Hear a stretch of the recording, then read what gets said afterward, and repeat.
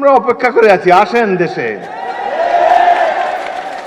দেশে আছেন, দেখা হবে ইনশাল্লাহ রাজপথে। 27 বছর বয়সে মুক্তিযুদ্ধ করেছি, এখন 82 বছর বয়সে আরেকটা করব বাংলাদেশের জন্য।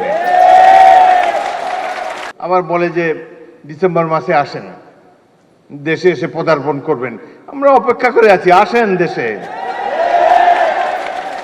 দেশে আছেন, দেখা হবে ইনশাল্লাহ রাজপথে। 27 বছর বয়সে মুক্তিযুদ্ধ করেছি, এখন 82 বছর বয়সে আরেকটা করব বাংলাদেশের জন্য। বাংলাদেশের জনগণের শাসন গণতন্ত্র চিরস্থায়ী করে যাব আমরা। রক্ত দিয়েছি এই দেশের জন্য, যুদ্ধে আহত হয়েছিলাম 1971 সালে। এই ধরনের বাংলাদেশ দেখার জন্য নয়।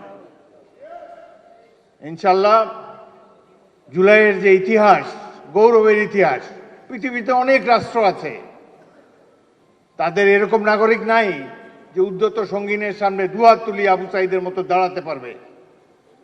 কোন জাতি এত সাহসী?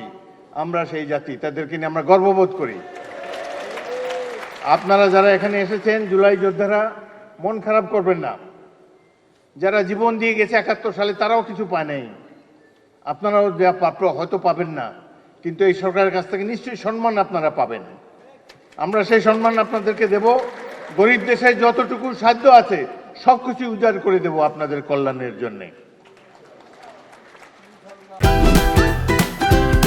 Optical brightener photo catalyst active granule সমৃদ্ধ বসুন্ধরা পাওয়ার ওয়াশ, ঝলমলে কাপড়ে ফুরফুরে মন। বাংলাদেশের এই সরকারের সবচাইতে গুরুত্বপূর্ণ কাজ জুলাইতে যারা আত্মাহুতি দিয়েছে সেই সব পরিবারের রক্ষণাবেক্ষণ করা। এটাই সবচাইতে পবিত্র দায়িত্ব। যারা আহত, চোখের দৃষ্টি হারিয়েছে, অঙ্গ হারিয়েছে, তাদেরকে সুস্থ করে তোলা এই সরকারের পবিত্র দায়িত্ব। ইনশাল্লাহ আমরা সবাই মিলে সেটি পালন করব।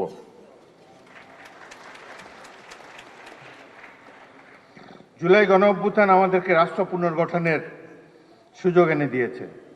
আমাদের লক্ষ্য হওয়া উচিত একটি গণতান্ত্রিক, ন্যায়ভিত্তিক, দুর্নীতিমুক্ত বাংলাদেশ, যেখানে প্রতিটি নাগরিক সমান অধিকার ও মর্যাদা পাবে।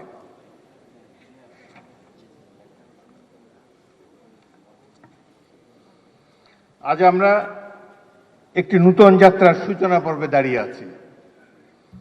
এই যাত্রাপথ সহজ নয়, মতের ভিন্নতা থাকবে, কিন্তু জাতীয় স্বার্থ, গণতান্ত্রিক মূল্যবোধ এবং দেশের স্বাধীনতা সার্বভৌমত্বের প্রশ্নে আমাদের ঐক্য, সংযম ও প্রজ্ঞার পরিচয় দিতে হবে। আমাদের সজাগ থাকতে হবে যাতে কোনো বিভাজন, কোনো বিদ্বেষ বা কোনো সংকীর্ণ স্বার্থ যেন আমাদের জাতীয় অগ্রযাত্রাকে ব্যাহত করতে না পারে। আজকে এই দৃশ্যটি একেবারেই অনভিপ্রেত ছিল। ভুল ত্রুটি তো হবেই মানুষের, সেটি আমরা সবাই মিলে শুধরে নেব। কোনো কিছুই তো পারফেক্ট না, মানুষ তো ভুল করতেই পারে। কিন্তু এইভাবে যে বিদেশি অতিথিদের সামনে যে নাস্তানাবুদ হলাম, এটি আমাকে খুবই ব্যথিত করেছে। এবং এই ঘটনায় সবচাইতে খুশি হবে যিনি পাশের দেশে বসে আছেন, তার জন্য অত্যন্ত আনন্দের একটি দিন। যাই হোক, আমরা এটার থেকে ভবিষ্যতেও শিক্ষা নেব। আমি ধন্যবাদ জানাই সরকার সমর্থক যারা এখানে বসে আছেন।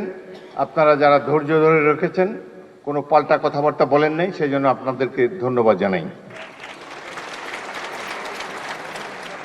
আসুন, মহান জুলাই গণ অভ্যুত্থানের চেতনাকে হৃদয়ে ধারণ করে ঐক্য, দেশপ্রেম, সততা ও পারস্পরিক শ্রদ্ধার শক্তিতে আমরা এগিয়ে যাই।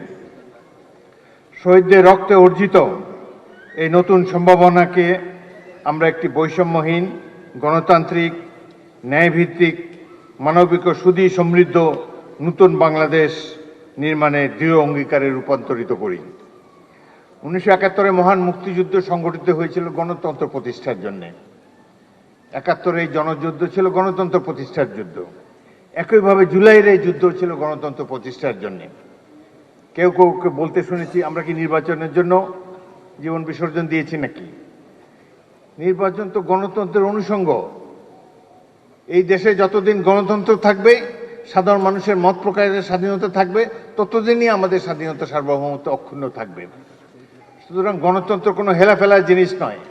যাদের জনগণের সামনে দাঁড়াবার শক্তি নাই, যাদের সেই অতীত নাই, জনগণ জনকল্যাণ যাদের মাথার মধ্যে নাই, তারা নানা ধরনের তত্ত্বে সমাবেশ ঘটাবে। অনেক কথা বলার ছিল, কিন্তু রাষ্ট্রপতি হিসাবে সব কথা বলা ঠিক না। ঐক্য বিনষ্ট হয়ে এরকম কোনো কথা বলতে চাই না। আমি খুবই সামান্য মানুষ। এখানে যা কিছু সম্মান দিয়েছে আমাদের দল দিয়েছে, জনগণ দিয়েছে, মহান জাতীয় সংসদ দিয়েছে। আমি ক্ষুদ্র ব্যক্তি, কিন্তু একটি বড় চেয়ার আপনারাই দিয়েছেন, সেখানে বসে আছি। চেয়ারের মর্যাদা যাতে সবসময় থাকে, সেই জন্য, আমার জন্য নয়, চেয়ারের মর্যাদা রক্ষার জন্যে, বাংলাদেশের মর্যাদা রক্ষার জন্যে আমরা প্রত্যেকটি নাগরিক সচেতন থাকব, এই কামনা করে বিদায় নিচ্ছি। আপনাদের সবাইকে ধন্যবাদ।